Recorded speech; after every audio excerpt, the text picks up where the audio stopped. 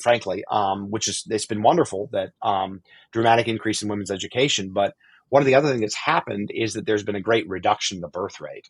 Mhm. Um, and so people just focus a lot less on building families and more on building careers, both men and Two-income women. trap makes that, Um, and then yeah, and well, culturally, yeah, oh, but then yeah, also the two-income trap actually necessitates it for any yeah, woman who might have an inkling that it's not what she wants to do. that's right.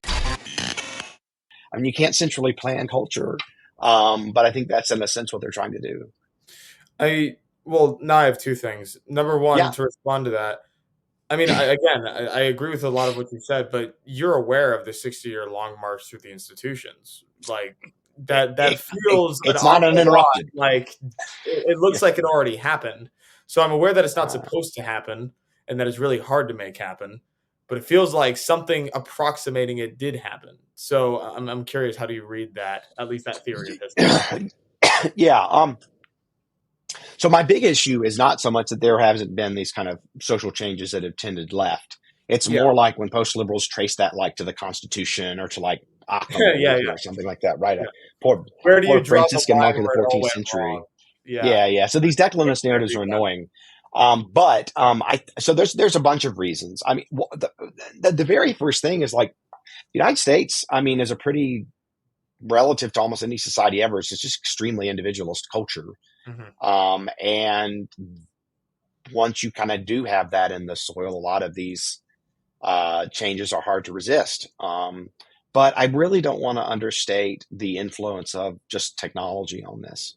Um, Humans are going to want to have, and again, forgive me, your viewers, like consequenceless sex from like what 100,000 years ago. Like men just don't want to pay the price of that, right? And so as soon as you get Right. the birth control pill, like So, I mean, like what? Yeah. So, or like take abortion, like take the Chinese on abortion. Like they're very like communitarian, and they got these like Confucian roots, and like they're not all about equality, at least in the sense that we are. And then they force abortions, you know. right. And so I guess I just think like, look, these things happen for a variety of reasons.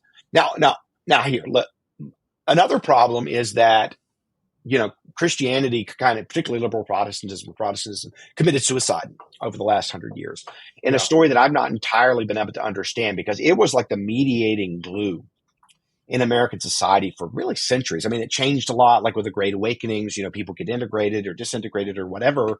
But it was the way that we kept things from getting too crazily polarized. That's one reason we're getting a lot more social change on the left is because they hate everyone else now or don't want to tolerate them. So they just march, right? Because those other people are bigoted. But when you had people out there, at least like Jimmy Carter, or you go back even further and you've got all of these mediating figures, um, the United States was a lot better at handling social change because you kind of have this middle. And I think we still don't know the entire story about, Harvard's a Princeton seminary, Mhm. like a Puritan. I mean, so I mean, you have all these great divinity schools, all these great seminaries, and they just die in terms of what they're promoting. And now it's all Right. DEI stuff, you know. And I think it's really interesting to reflect on how our kind of WASP, the white Anglo-Saxon Yep. Yep. That's white Protestants elite, Anglo-Saxon Protestant. Yep. how did it die? And I mean, many conservative Christians like me would say, like, well, it was their theological liberalism. Well, like, where did that come from? Well, a lot of it comes from A, Darwinism, and B, higher criticism of the Bible in late 19th century Germany, and that a lot of Americans are getting educated in Germany because it was cheaper to get a college degree. Kaiser would pay for it. So they'd bring a lot of German ideas to the US. So there's like different things you can say, but there's a whole bunch of cultural preconditions for this long march to work.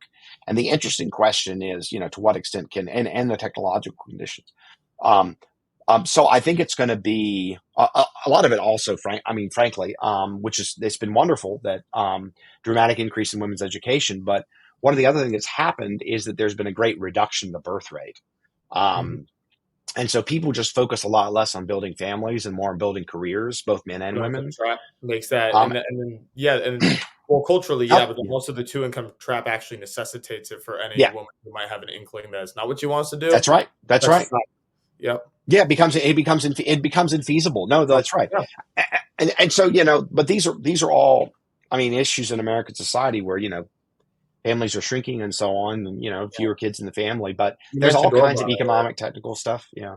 I mean, you mentioned Orban earlier. no income tax if you have like 4 kids or something like that. I think is It's what it not is. working out all that great. Like I thought Is it that not? would be like for sure. It's not actually greatly move the dial in the way that you would think.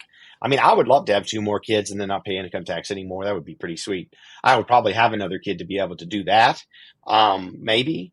But a lot of people really aren't fitting it into their plan of life in part because they're secularizing.